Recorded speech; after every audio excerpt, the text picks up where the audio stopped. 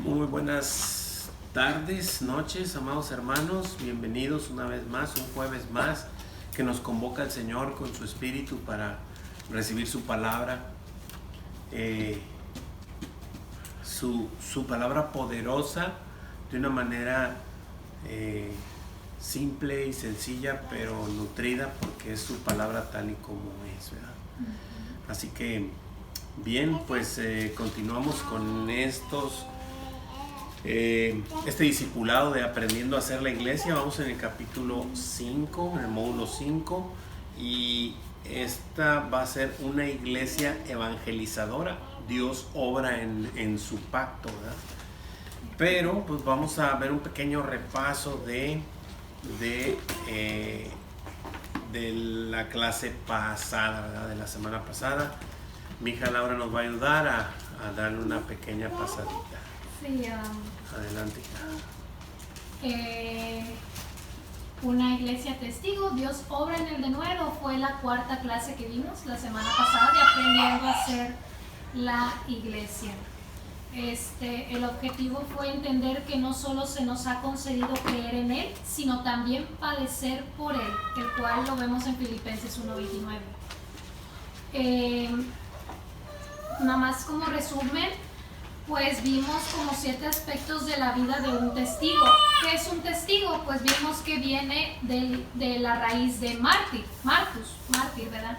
Alguien que da más bien su vida, ¿verdad? Por causa del Evangelio de Cristo, ¿verdad? De predicar la palabra de Dios.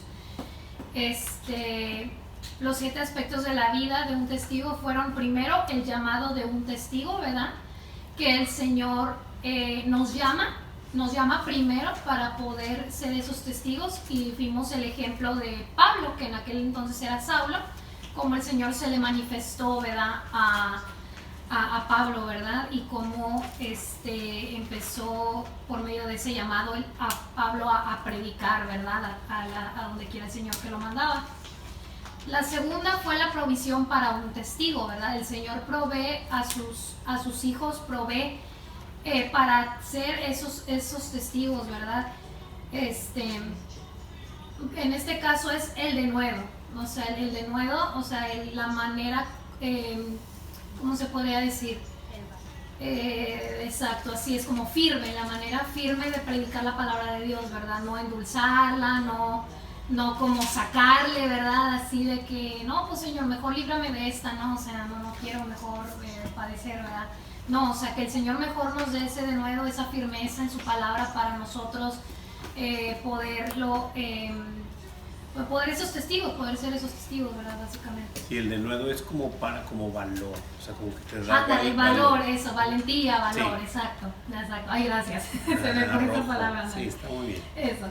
La tercera fue el precio. O sea, hay un precio que pagar por ser testigos, ¿verdad? Del Señor. Así como el Señor pagó el precio por nosotros, pues para salvarnos a nosotros, pues el siervo no es mayor que su Señor, así que uno también tiene que pagar el precio por el Evangelio, ¿verdad?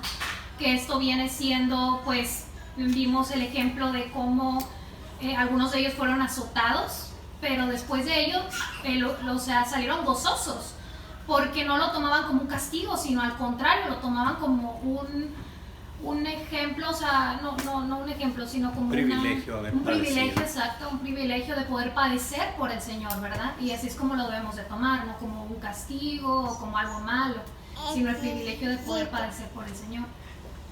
El cuarto es el compromiso de un testigo, o sea, el ser un testigo nos hace comprometernos, ¿verdad? O sea, tenemos ese compromiso con el Señor, de que no es algo como de que sí, pero no, o sea, es o le entregas todo al Señor o no le entregas nada, básicamente. Así que hay que tener ese compromiso con el Señor, ¿verdad? De que si tú le recibes en tu corazón, es entregarle toda tu vida a Él, ¿verdad? Pase lo que pase. En eso está la obediencia, ¿verdad? Se nos especifica mucho el obedecerle a Dios. El quinto es el gozo de un testigo. Como dijimos ahorita, ¿verdad? Esto de padecer por el Señor no debe de causarnos tristeza ni coraje ni nada de eso, sino un gozo, ¿verdad? Porque es un privilegio para servir al Señor.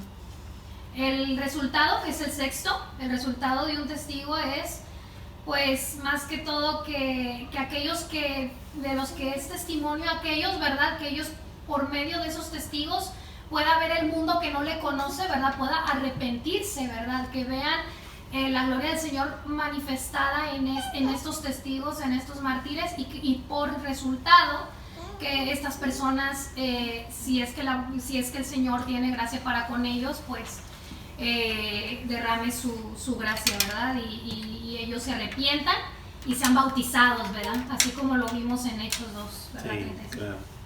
Y el séptimo y último, el compañero de un testigo, ¿verdad? Que en este caso es el Espíritu Santo, ¿verdad? Quien es el Señor mismo en nosotros, ¿verdad? Como espíritu, y quien es el que nos prometió en Mateo, cuando nos dio la gran comisión de manifestarse, ¿verdad? Así en nosotros, para que nosotros podamos ser esos testigos a todas las naciones, ¿verdad? Y llevar ese mensaje de reconciliación de aquellos, de todos sus hijos con el Señor, ¿verdad? Eso básicamente fue lo que vimos. Muy bien, muchas gracias. Perdón, Lola. Está muy bien. Muy bien, hoy vamos a ver la clase 5, una iglesia evangelizadora. Dios obra en su pacto. ¿Okay? Vamos a ver una iglesia cómo debe ser evangelizadora, o sea, evangelizando, mostrando las buenas nuevas al mundo y de qué manera se tiene que hacer, ¿verdad? Muy bien, pues vamos a continuar. Según nuestra hojita, vas a tener que darle 2 clics ahí. Primero vamos a ver el objetivo. Dale otro más. Ahí, el objetivo primero y luego te regresa. Sí, claro. Ok, nuestro objetivo ahí en la hojita dice así, dice entender que la misión de la iglesia es dar a conocer la reconciliación con Dios a través de Jesucristo. O sea, la reconciliación es con Dios, ¿verdad? A través de Jesucristo. Ese es el objetivo. Vamos a verle el speech que viene ahí. Okay. Y dice así, la misión de la iglesia de Jesucristo es dar a conocer el Evangelio. Esa es la misión de la iglesia de Jesucristo. Dar a conocer el Evangelio de la gracia de Jesucristo, que mediante su sacrificio vicario en la cruz nos ha reconciliado con el Padre, cumpliendo así su promesa de vida eterna para los suyos. Eso es lo que nos ha prometido el Señor, ¿verdad? Vida eterna. Se me vino a la mente el versículo de Primera de Juan.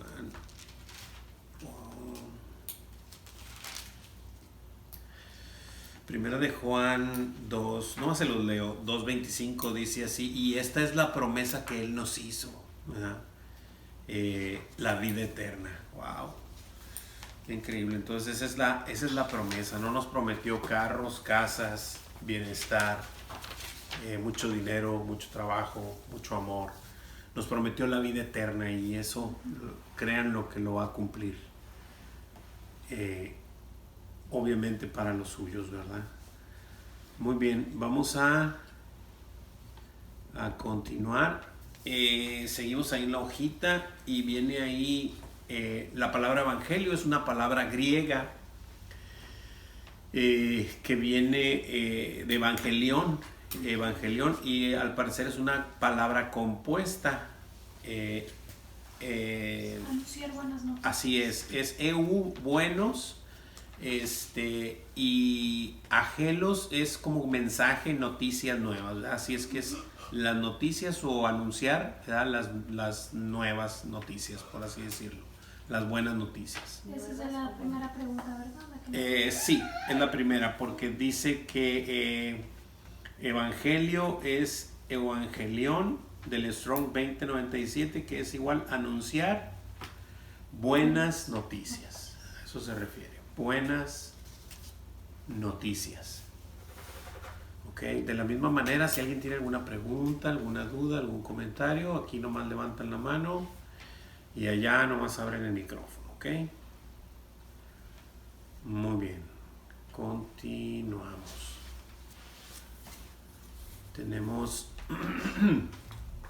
Tenemos como punto número 1 es el respaldo de la iglesia y las escrituras. ¿De qué manera? O sea, ¿de qué manera se estructura? Voy a leer los 3 puntos que vamos a ver ahorita, pero esa es la forma en la que el evangelio se manifiesta. O sea, primero hay un respaldo de la iglesia y el apoyo de las escrituras. O sea, siempre va a ser la iglesia enviando, obviamente, cuando digo enviando no quiere decir que la iglesia te envía una parte. O sea, simple y sencillamente tú como te reúnes y eres parte de la iglesia, o sea, es un mismo cuerpo. Entonces tu deber es ese, o sea, recibir los nutrientes, pero también repartirlos. Eso es lo que hace los miembros de un cuerpo, ¿verdad? O sea, no solo recibe los nutrientes, sino que circulan por él, o sea, llegan y se van. Entonces, de la manera en que se van es cuando uno le reparte la palabra a otra persona, ¿verdad? Entonces, ¿de qué manera te está respaldando la iglesia? No hablamos de los ladrillos, sino la reunión de toda la iglesia, ¿verdad? El pastor, todo, o sea, toda la congregación. Es de que tú te estás reuniendo y de que tienes esa convicción de que lo que estás aprendiendo y lo que estás viendo en la palabra de Dios lo repartes a otro, ¿verdad? Y esa es la manera en la que la iglesia te respalda, ¿verdad? Y tiene que ser, obviamente, las buenas nuevas de las escrituras, no de ninguna otra cosa, ¿verdad? En el número 2 vamos a ver por qué Jesús es el único que puede reconciliarnos con Dios, lo vamos a ver. Y en el número 3 vamos a ver nuestra culpabilidad y el señorío de Cristo. Entonces todas esas cosas tienen que venir plasmadas en las buenas nuevas, ¿verdad?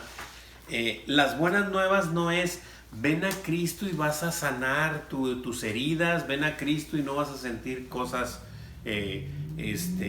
malas, no te van a venir cosas malas, no vas a pasar por ninguna... No, ese no es el evangelio. El evangelio se da como es. Ven y arrepiéntete de tus pecados, ¿verdad? Porque Cristo murió en la cruz por ellos.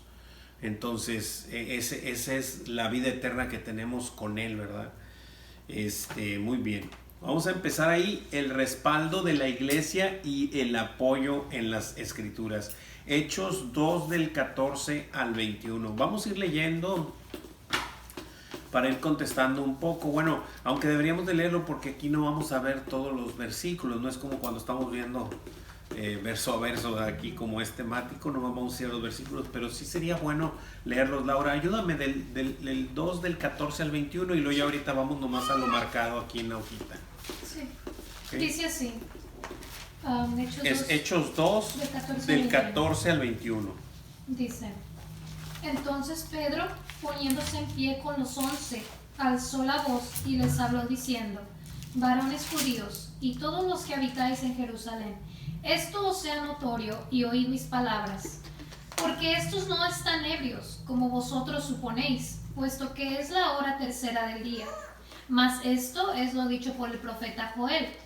Y en los postreros días, dice Dios, derramaré de mi espíritu sobre toda carne, y vuestros hijos y vuestras hijas profetizarán, vuestros jóvenes verán visiones, y vuestros ancianos soñarán sueños.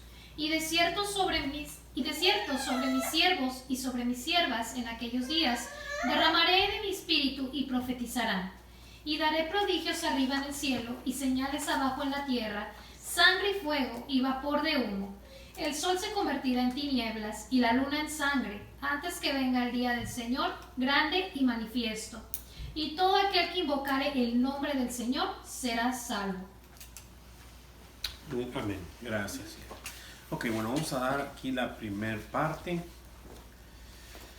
Pues bien, dice el respaldo de la iglesia y el apoyo en las escrituras. Si bien observamos a Pablo ahí en el versículo 14, ponerse en pie, ¿verdad? Dice que entonces, Pedro, dice entonces Pedro poniéndose en pie con los 11, o sea, estaba la pequeña iglesia que en ese momento eran sus discípulos, ¿verdad? Y los discípulos que estaba comenzando todo, alzó la voz y les habló diciendo: varones judíos y todos los que habitáis en Jerusalén, esto os sea notorio y oíd mis palabras. Pedro dice aquí que oigan sus palabras, dice, y oíd mis palabras. Pero cuando Pedro comienza a hablar, no dice cosas de sí, sino en el 17 dice, bueno, más bien en el 16 dice, más esto, bueno, es del 15, pues dice, y oíd mis palabras, dice, porque estos no están ebrios como vosotros suponéis, puesto que es la hora tercera del día. Mas esto es lo dicho por el profeta Joel. ¿Qué les empezó a decir? ¿Sus palabras de él? ¿O les empezó a declarar la escritura? Declarar la escritura. Por supuesto, porque dijo, mas esto es dicho por el profeta Joel. O sea, él no empezó a decir cosas de su cosecha. Él se fue a la escritura. El profeta Joel nos dijo esto. O sea, escuchen mis palabras, pero no son mías, son del Señor. El profeta Joel dijo esto. ¿Qué fue lo que dijo? Y ya lo leyó Laurita, ¿verdad? Entonces, que en los postreros días Dios derramará de su espíritu sobre toda carne. Entonces, les está diciendo, esto es lo que está pasando. Ellos no están borrachos porque empezaron a hablar en lenguas, en distintos idiomas. Ese fue el punto. Tan solo eso está ahí en el capítulo 2, un poquito más atrás, al principio del capítulo 2, ¿verdad? Entonces, esto era lo que estaba pasando. Entonces, pero lo que queremos ver es que Pedro se puso en pie con los 11 y Pedro les dijo, escuchen mis palabras, pero Pedro no les dijo lo que él pensaba, sino citó la escritura y la trajo a ellos. Y les empezó a declarar, ¿verdad? Entonces, ese es el respaldo de la iglesia y ese es el apoyo en las escrituras. O sea, Pedro se levanta con los 11 y les lee la escritura. No les cuenta un cuento chino, ni les dice, es que yo pienso y es que yo creo. No, esto es lo que dijo el Señor a través del profeta Joel. De eso se trata. No se trata de que cuentes tus cosas, ¿verdad? Ese es el punto. Y el Señor lo dejaba muy claro, aunque aquí dice la escritura que vuestros hijos y vuestras hijas profetizarán. Esto profetizarán no es otra cosa más que declarar la palabra de Dios, ¿verdad? O sea, hablar la palabra de Dios.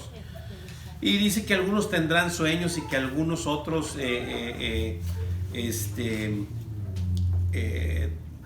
habrá señales del cielo y todas esas cosas, ¿no? Lo que aquí está mostrando el profeta Joel no es un solo evento de que todo eso iba a pasar en ese momento, en el de Pentecostés, sino estaba declarando varias secciones del transcurso de la línea de tiempo, ¿verdad?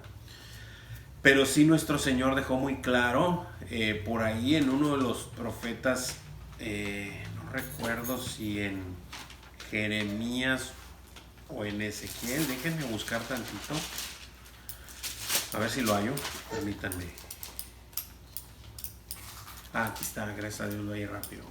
Dice Jeremías, estoy en Jeremías 23, voy a leer un pedacito nada más, para ver de qué manera el Señor le muestra a sus profetas de que deben hablar la palabra de Dios, no contar sus situaciones, lo que ustedes creen o piensan de la escritura. Dice, voy a leer desde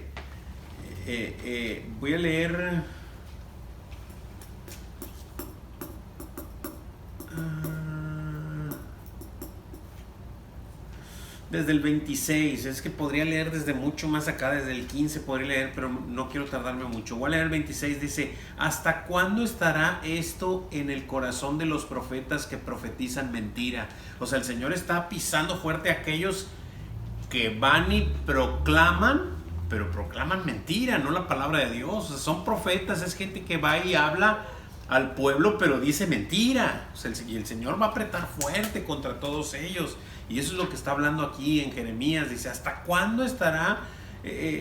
¿Hasta cuándo estará esto en el corazón de los profetas que profetizan mentiras y que profetizan el engaño de su corazón? O sea, lo que ellos piensan. Y pues cuando uno habla de su corazón, el mundo te va a decir, ay, qué lindo, hazle caso a tu corazón. ¿Y qué nos dice la escritura? Que tu corazón es ¿qué? Perverso y engañoso más que todas las cosas. Así que el Señor está condenando esto. Y dice, no piensan cómo hacen que mi pueblo se olvide de mi nombre con sus sueños, que cada uno cuenta a su compañero, al modo que sus padres se olvidaron de mi nombre por Baal. El profeta que tuviere un sueño, cuente su sueño. No hay problema, dice el Señor. Nada más que no digas que yo dije, por favor. Eso es lo que dice aquí. El profeta que tuviere un sueño, cuente su sueño. Y aquel a quien fuere mi palabra, cuente mi palabra verdadera. ¿Qué tiene que ver la paja con el trigo? Dice el Señor. O sea, no mezcles tu sueño con mi palabra, por favor. No lo hagas. Tienes un sueño, cuenta tu sueño, pero di que tú lo soñaste. No digas el Señor dijo. Y si viene palabra mía a ti, entonces di mi palabra. Y eso sí, cuenta mi palabra verdadera, dice ahí. ¿Qué tiene que ver la paja con el trigo? O sea, está comparando una cosa con otra que nada que ver. Dice el Señor, sigo leyendo 29. ¿No es mi palabra como fuego, dice el Señor, y como martillo que quebranta la piedra? Por tanto, he aquí que yo estoy en contra los profetas, dice el Señor, que hurtan mis palabras cada uno de su más cercano. Dice el Señor, he aquí que yo estoy contra los profetas que endulzan sus lenguas y dicen, Él ha dicho. O sea, que sacas un versículo de contexto y dices, el Señor dijo, ahí está. Él va a estar con nosotros todos los días hasta el fin del mundo. ¡Qué padre! Sí, pero lee todo lo demás. O sea, si tú vas y haces lo que tienes que hacer, no, eso es para todos. O sea, y entonces, ojo, y lo sigue diciendo en el 32, dice, he aquí, dice el Señor, yo estoy contra los que profetizan sueños mentirosos y los cuentan y hacen errar a mi pueblo con sus mentiras y con sus lisonjas, y yo no los envié ni les mandé, y ningún provecho hicieron a este pueblo, dice el Señor. Uy, ya no quiero seguir leyendo. Es importante que hablemos la verdad. Va a doler, sí va a doler. Al que le hables, le va a doler, porque la palabra va a confrontar al hombre con su pecado. Eso es lo que hace la palabra. Es como si levantaras un espejo y vieras verdaderamente quién eres. ¿Sí? Te muestra tu realidad y no te va a gustar, porque te va a mostrar que eres pecador, que eres mentiroso, que eres... Le podemos poner muchas etiquetas, muchas, de las cuales yo tengo muchas. Pero esa es la mala noticia, que te confronta. Pero hay una buena noticia, las buenas nuevas. ¿Cuál es la buena nueva? Que Jesucristo murió por mis pecados, para que yo pueda creer en su obra y tenga vida eterna, y perdone mis pecados y me dé vida eterna desde ese momento hasta la eternidad. Pero eso la gente no quiere escuchar. Y obviamente que te van a decir que tú y que es bueno. El Señor te manda a decir su palabra. Si cree o no cree, si hace, dice o reniega o rechina los dientes o te voltea la cara, ese ya no es problema tuyo. O sea, tú muestra la verdad. A eso fuimos llamados, a mostrar la verdad. El Señor se encargará de redarguir o endurecer el corazón. La palabra va a hacer lo que tiene que hacer, ¿verdad? Y entonces es duro, pero a nosotros se nos mandó mostrar la verdad. Respaldo de la iglesia. Pedro no actuó solo, dice ahí ahí en la hojita, sino con el respaldo de la iglesia a la cual pertenecía. En este caso, pues eran pocos los seguidores de los discípulos de Jesús en ese momento, ¿verdad? Estaban de acuerdo, unánimes, ¿ok? Y Pedro se levantó y habló y dijo la palabra, no dijo algo que se le ocurrió, dijo la palabra de Dios, ¿ok? Muy bien. Dice ahí, apoyo en las escrituras. Pedro, tenemos unas preguntas ahí, ¿verdad? Sí. Ok. Entonces, dice ahí, vamos a contestar conforme a Hechos 2:14. Entonces Pedro, poniéndose en pie, y luego hay una rayita, con los 11, Con los 11 alzó la voz y les habló diciendo: varones judíos y todos los que habitáis en Jerusalén, esto os sea ¿qué? Notorio. Y oíd mis palabras. Ya observamos en el versículo de más adelante que no estaba diciendo oigan lo que yo les digo, no. Es oigan al Señor a través de mí. Eso es todo lo que está diciendo. Y eso es profetizar. Eso no es otra cosa más que profetizar. Hablar la palabra de Dios a otro por medio de tus cuerdas vocales, de tu boca. El Señor está hablando su palabra. Por eso es importantísimo no ponerle de nuestra cosecha y no quitarle, sino mostrar cómo es la palabra de Dios, ¿verdad? Ok, siguiente punto ahí es apoyo en las escrituras. Y esto lo vamos a ver respecto a Romanos 10:17, porque pues ya sabemos que Pedro citó pero Pedro citó la palabra de Dios, no sus opiniones, porque la fe es por el oír y el oír por la palabra de Dios. Así es. Así que esto es algo que se da, o sea, esto es algo que se da. Cuando tú muestras la palabra de Dios como es, el Señor trabaja en los corazones de cada uno de nosotros y les muestra a cada uno su crecimiento poco a poco, ¿verdad? Y así que el Señor los va a hacer levantar o los va a hacer retirar, ¿verdad? O sea, pero eso lo hace el Señor, pero es importante que sea a través de la palabra, porque la fe viene por el oír la palabra.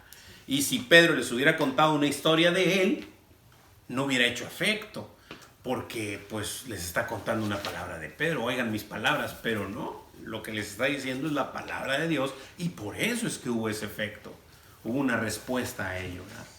¿Alguna pregunta, alguna duda o comentario? ¿Alguien tiene Creo que eso es el 10, alguna? No creo que eso es el 10, Sí, Isaías, ¿verdad? Sí, pero ¿Qué? Isaías, sí. no es lo mismo. Sí, vamos a ver ahora el punto número 2. Bueno, pero ahí en la hojita, sí, hay un pequeño speech. La palabra de Dios es como la lluvia, y es Isaías 55 del 10 al 11. Ahí está. Sí, aquí está en la hojita, es lo que estoy leyendo. La palabra de Dios, ok, es que hay que llenarlo ahí. Vamos igual a Isaías, exactamente. Aquí lo sacamos rápido. Isaías 55 del 10 al 11. Porque como desciende de los cielos la lluvia y la nieve y no vuelve allá, sino que riega la tierra y la hace germinar y producir, y da semilla al que siembra y pan al que come. Muy bien. Sigo con el 11. Así será mi palabra que sale de mi boca. No volverá a mí vacía, sino que hará lo que yo quiero y será prosperada en aquello para que la envié. Muy bien, sí. ¿Alguien quiere hacer un comentario? Ya. Déjame ver. Creo que es... No, ahorita. Creo que es mi hermanito Chuy. Sí. Gracias, mi hermanito. Ok. ¿Aquí cuál era? ¿Qué hace? Bueno, es que vamos a llenar apenas. Vamos a llenarlo. Es la palabra de Dios es como la lluvia y la nieve que hace germinar y producir fe en nuestros corazones, y no vuelve vacía, sino que cumple el propósito para el cual ha sido enviada. Ok, está resumido esto de aquí, está resumido los dos versículos, pero ya los leímos. Ya leímos Isaías. Y ahí está, ¿verdad?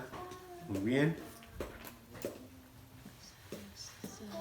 La palabra de Dios es como la lluvia y la nieve que hace germinar y producir fe. En este caso están poniéndola con la fe, porque la fe viene por el oír y el oír por la palabra. Entonces, en nuestros corazones, y no vuelve vacía, sino que cumple el propósito para el cual ha sido enviada.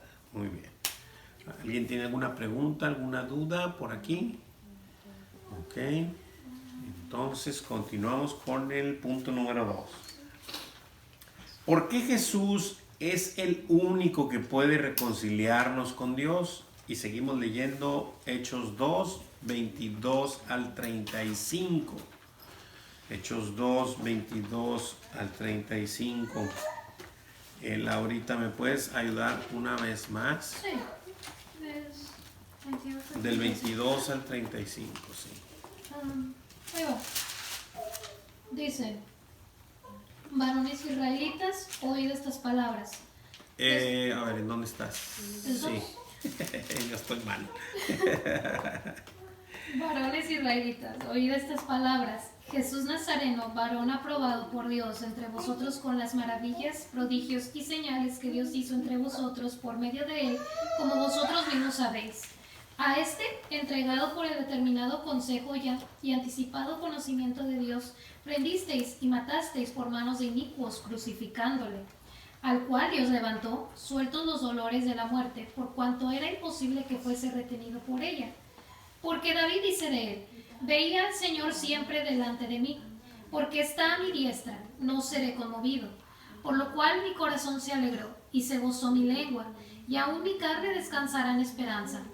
Porque no dejarás mi alma en el Hades, no permitirás que tu santo vea corrupción. Me hiciste conocer los caminos de la vida, me llenarás de gozo con tu presencia. 35, ¿verdad? Sí. Varones hermanos, se os puede decir libremente del patriarca David, que murió y fue sepultado, y su sepulcro está con nosotros hasta el día de hoy. Pero siendo profeta y sabiendo con juramento Dios le había jurado que desde su descendencia, en cuanto a la carne, levantaría al Cristo para que se sentase en su trono. Viéndolo antes, habló de la resurrección de Cristo, que su alma no fue dejada en el Hades, ni su carne vio corrupción. A este Jesús resucitó Dios, de lo cual todos nosotros somos testigos. Así que, exaltado por la diestra de Dios y habiendo recibido del Padre la promesa del Espíritu Santo, ha derramado esto que vosotros veis y oís.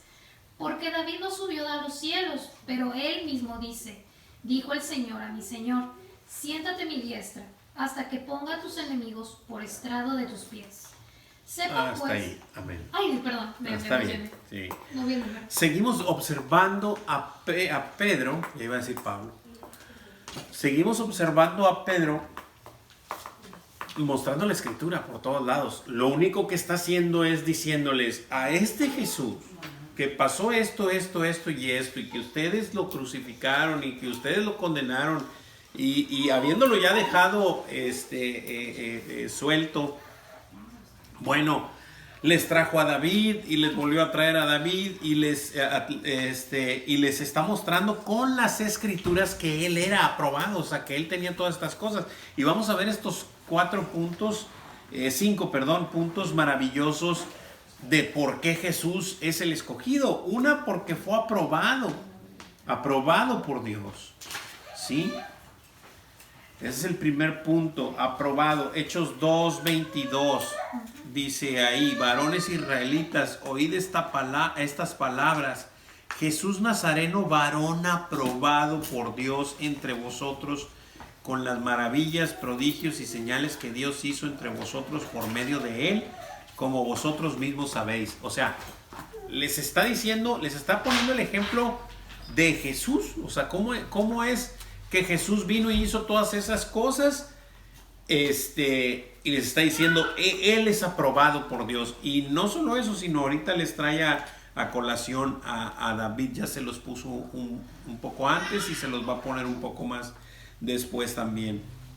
En el punto número 2 es entregado. Primero fue aprobado y después fue entregado en el versículo 23. entregado por el Padre. Hechos 2:23. Leo y dice así. Dice, a este entregado por el determinado consejo y anticipado conocimiento de Dios, prendisteis y mataste por manos de inicuos crucificándole. Este versículo está súper completo, o sea, porque habla de que sí, el Señor lo entregó, pero ojo, o sea, lo entregó, o sea, nadie le quitó su vida, Él la puso. Y otra cosa que viene en este versículo, que esto ya estaba anticipadamente manifestado, o sea, no es algo que se vino de repente, ay, ya se enojaron todos con Jesús y ahora sí, pues bueno, vamos a entregarlo antes de que lo linchen. O sea, no fue así. Dice a este entregado por el determinado consejo y anticipado conocimiento de Dios. O sea, esto es desde... el Cordero fue entregado desde antes de la fundación del mundo. O sea, nada más simple y sencillamente había un tiempo estipulado. Así como va a haber un tiempo para la ira de Dios. La ira de Dios ya está puesta. Pero un día está apartado para eso. Y para Jesús también estuvo apartado ese día. Por eso es que Él decía, aún no ha llegado mi hora. Y aún no ha llegado mi hora. Y varias veces lo quisieron apedrear y lo quisieron acorralar y desbarrancar. Él se fue entre la gente, o sea, no podía ocurrir porque Él sabía el momento en que iba a poner su vida, ¿verdad? ¿Ok? Muy bien, y esto pues ya estaba anunciado, ¿verdad? Determinado y anticipado conocimiento de Dios. El punto número 3, levantado en una cruz, Hechos 2:24. Fue levantado, así como Jesús le dijo a Nicodemo en Juan 3, ¿verdad? Así como Moisés levantó la serpiente en el desierto, es necesario que así el Hijo del Hombre sea levantado. Y dijo en otro versículo, pero no lo recuerdo, lo voy a buscar y se los mando por el WhatsApp, que cuando Él fuere levantado, dijo Jesús, que llevará consigo a muchos una vez que sea levantado. Y habla de ese no está hablando aquí de la resurrección, sino de cuando es levantado en la cruz, ¿verdad? O sea, cuando es levantado, entonces es la señal, o sea, es la señal que estaba, que había Moisés dado en el desierto, ¿verdad? Aún y que el Señor le dijo eso a Moisés, imaginamos que hubo muchos que no estuvieron de acuerdo con él, ¿verdad? Oye, pues, ¿cómo que vas a poner una serpiente de bronce en un madero y que todo aquel israelita que la vea se va a curar? O sea, no va a morir de la mordedura de serpiente, porque en ese momento estaba ocurriendo eso. Y pues, o sea, se trata de una acción de fe, no de razón, o sea, no de tener cordura, sino de fe. O sea, y esas cosas así se manifestaron, ¿no? Y Jesús le dijo a Nicodemo en el capítulo 3 de Juan, exactamente le dijo eso, así como Moisés en el desierto levantó a la serpiente, es necesario que yo sea. Donde le dice, y como Moisés, en el 3:14 dice, y como Moisés levantó la serpiente en el desierto, así es necesario que el Hijo del Hombre sea levantado, para que todo aquel que en Él cree no se pierda, mas tenga vida eterna. ¿Ves que en ese levante, todo aquel que cree en ese sacrificio vicario del Señor, es que podría ser tener vida eterna en eso, ¿verdad? Wow. Muy bien. ¿Qué sigue? Punto 4, resucitado. Ahora sí, es la resurrección. Bueno, Dios. Dime. Lo que estaba diciendo, ese es número, lo que tiene ahí, ¿no? Números 21. Sí, es ese momento. Es ese momento, podemos ir ahí. Ese que te estoy explicando de Moisés. Sí. Vamos ahí, claro que sí. Mira, primero lo voy a A ver, otra vez aquí en Juan. Números 21, 9. 21, bueno, del 4 al 9, pero es exactamente ese momento. Sí, vamos a leerlo. Voy a ir a Números 21 del 4 al 9. Números 33, 24, 21. Del 4 al 9. La serpiente de bronce. Leo, y dice así. Después partieron del monte de Or, camino del Mar Rojo, para rodear la tierra de Edom, y se desanimó el pueblo por el camino. Y habló el pueblo contra Dios y contra Moisés. Siempre hacían lo mismo, repelaban contra Moisés cuando habían salido de Egipto. Pero lo que hacen las personas no es que repelas contra el enviado de Dios, sino contra Dios mismo, ¿verdad? Porque ¿por qué nos hiciste subir de Egipto para que muramos en este desierto? Pues no hay pan ni agua y nuestra alma tiene fastidio de este pan tan liviano. Estaban repelando del maná. Y el Señor envió entre el pueblo. ¿Quién hizo? O sea, ¿quién hace esto? O sea, para que te sigas dando cuenta de cómo está la situación. Y el Señor envió entre el pueblo serpientes ardientes que mordían al pueblo. Y murió mucho pueblo de Israel. Entonces el pueblo vino a Moisés y dijo: hemos pecado por haber hablado contra Jehová, contra el Señor y contra ti. Ruega al Señor que quite de nosotros estas serpientes. Y Moisés oró por el pueblo. Y el Señor dijo a Moisés, esta es la instrucción: hazte una serpiente ardiente y ponla sobre un asta. Y cualquiera que fuere mordido y mirare a ella, vivirá. Y Moisés hizo una serpiente de bronce y la puso sobre una asta. Y cuando alguna serpiente mordía a alguno, miraba la serpiente de bronce y vivía. Pero todo esto apuntaba a una cosa nada más. O sea, muchos dirán, ahí está, sí puedo tener una imagen en mi casa, pues el Señor mandó a hacer. Estaba apuntando a Cristo, nada más. Lo único que estaba haciendo era apuntando a Cristo. Un día el Señor iba a ser levantado, y todo aquel que creyera en ese sacrificio vicario del Señor, entonces vivirá eternamente. Era simplemente una representación. En aquel momento los mordía la serpiente y morían, ¿verdad? Cuando el Señor Jesucristo llegó a Jerusalén, y en ese momento la gente no estaba muriendo por mordidas de serpientes, sino que estaban muriendo por el pecado, obviamente. O sea, no era la mordedura de la serpiente. Aquello fue una simbología para apuntar a Cristo, para apuntar al que había de venir. Y exactamente eso es lo que estaba pasando, ¿no? Muy bien. ¿Alguien tiene alguna pregunta, alguna duda, algún comentario hasta aquí?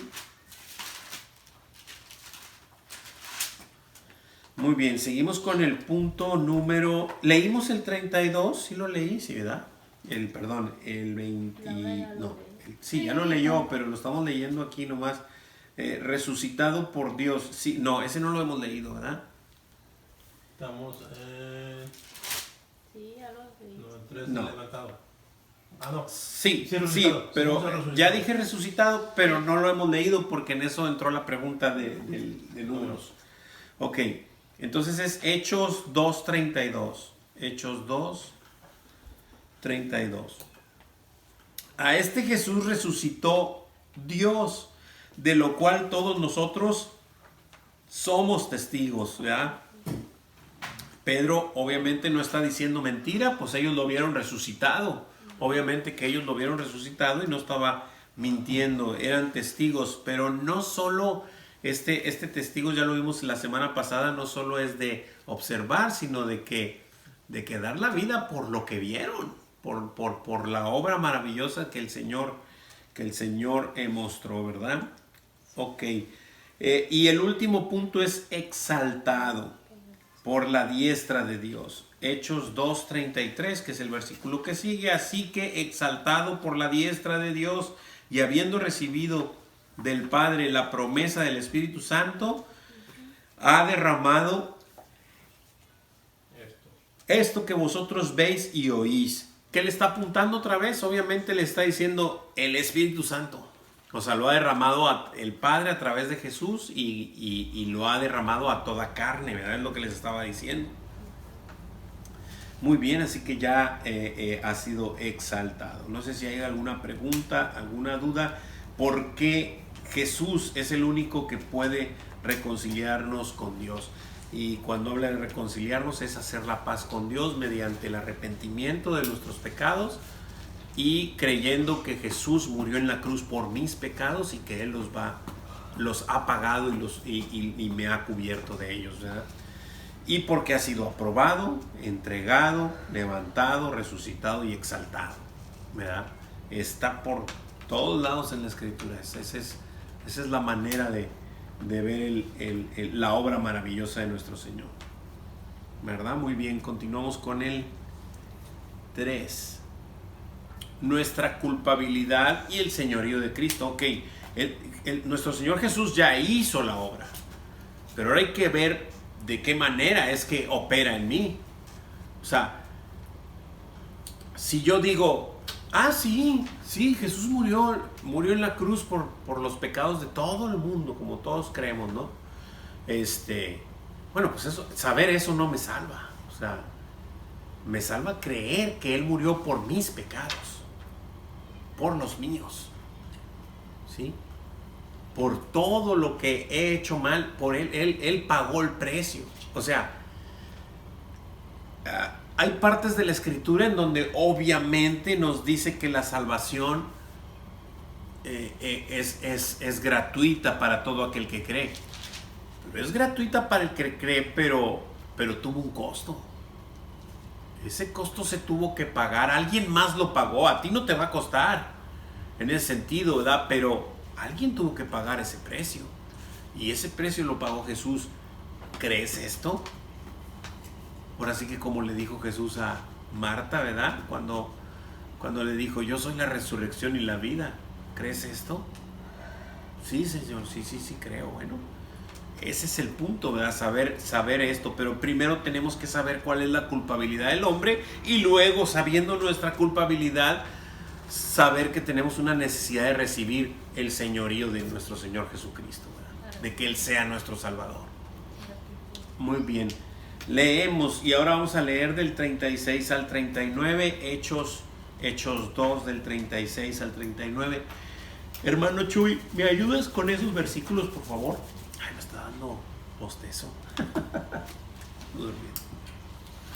Ahí va. Es Hechos 2, 36 al 39. Sí. Y se sepa, pues, ciertísimamente toda la casa de Israel, que a este Jesús, a quien vosotros crucificasteis, Dios le ha hecho Señor y Cristo. Al oír esto, se confundieron de corazón y dijeron a Pedro y a los otros apóstoles, varones hermanos, ¿qué haremos? Pedro les dijo, arrepentíos y bautícense cada uno de vosotros en el nombre de Jesucristo para perdón de los pecados y recibiréis el don del Espíritu Santo, porque para vosotros es la promesa y para vuestros hijos y para todos los que están lejos, para cuantos el Señor nuestro Dios llamare. Amén. Gracias, mi hermano. Muchas gracias. Así que la culpabilidad del hombre, dice, leo ahí en la hojita y es Hechos 2:37, dice, cuando somos confrontados con nuestro pecado y se compunge nuestro corazón. Esas son las respuestas. Se compunge nuestro corazón. Está extractado de ahí este párrafo del 37. Entonces podremos entender nuestra necesidad de ser perdonados. Entonces sí sabemos que somos culpables de pecado, ¿verdad? Porque dice, al oír esto se compungieron de corazón y dijeron a Pedro y a los otros apóstoles varones. Hermanos, ¿qué haremos? ¿Qué haremos, verdad? Ahí entra el punto. Así es. Y ahorita vamos a ver ya el 38, ¿verdad? Así que entra el conocimiento del pecado, ¿verdad? Y entonces me doy cuenta que soy pecador, y entonces va a seguir el siguiente punto, la necesidad de recibir el señorío de Cristo, o sea, que verdaderamente Él sea mi Señor porque cubrió y pagó por mis pecados, ¿verdad? Entonces por eso es que le entrego mi vida. No es nomás de que, sí creo que Él murió por mí y yo sigo haciendo mi vida como me place y como quiero. Pues, ¿cómo te lo explico? O sea, no has entendido, no has creído en Él. Tienes el conocimiento que Él hizo una obra, pero hay que recibir esa obra. ¿Y cómo la recibo? Entregándole mi vida, ¿verdad? Obviamente. Ok. Siguiente punto, la necesidad de recibir el señorío de Cristo. Y entonces le dijeron en el 38, Pedro les dijo, arrepentíos y bautícese cada uno. No puede ser por grupo, en el sentido de que yo me bautizo por mi amigo, por mi mamá y por mi papá. No se puede. O sea, es cada uno de vosotros en el nombre de Jesucristo para perdón de los pecados, y recibiréis el don del Espíritu Santo. ¿Ok? Entonces vamos a escribir ahí, arrepentíos y bautícese. Arrepentíos y bautícese cada uno de vosotros en el nombre de Jesucristo para perdón de los pecados, y recibiréis el don del Espíritu Santo. Muy bien. Así que esto es así. Siempre la palabra de Dios te va a confrontar con tu pecado, te va a hacer verlos, y una vez que eres consciente de que eres pecador, de que mereces la muerte, hay buenas noticias entonces.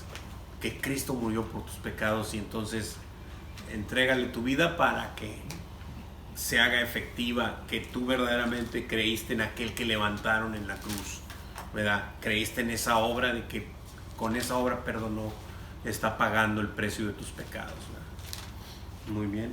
Hay mucho que hablar, pero pues no tenemos el tiempo. Hay demasiado material para ver aquí todas estas cosas.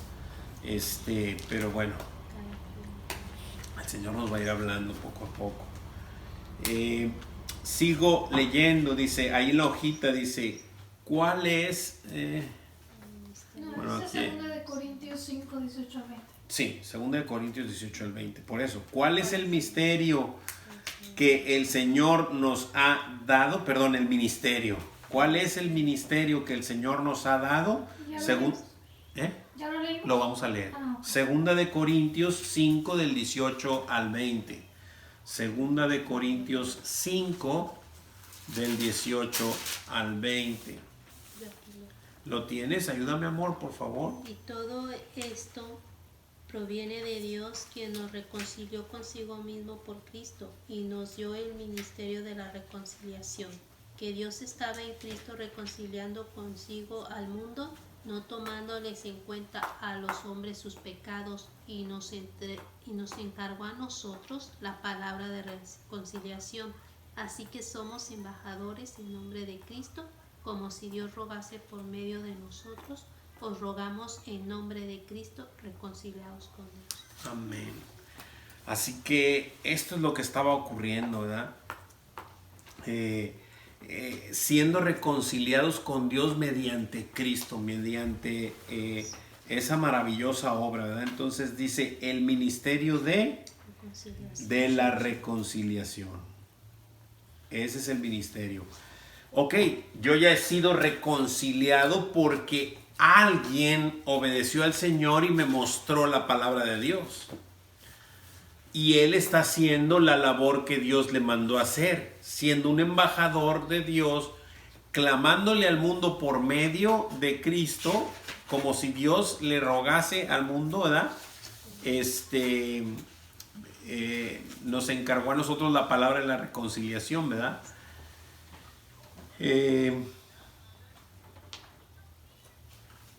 Aquí dice en el 20, así que somos embajadores en nombre de Cristo, como si Dios rogase por medio de nosotros, os rogamos en el nombre de Cristo reconciliados con Dios. Eso es lo que nos manda.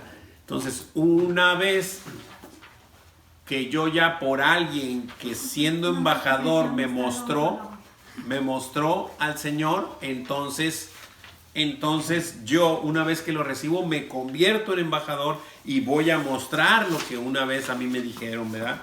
Y así es que otro va a poder creer también, y así es como uno a uno van viniendo los hijos de Dios, el pueblo espiritual, el Israel del Señor, ¿verdad?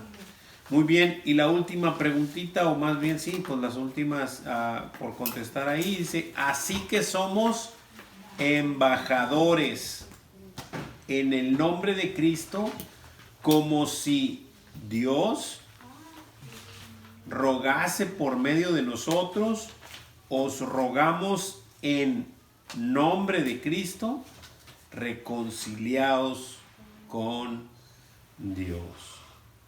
No hay otro camino.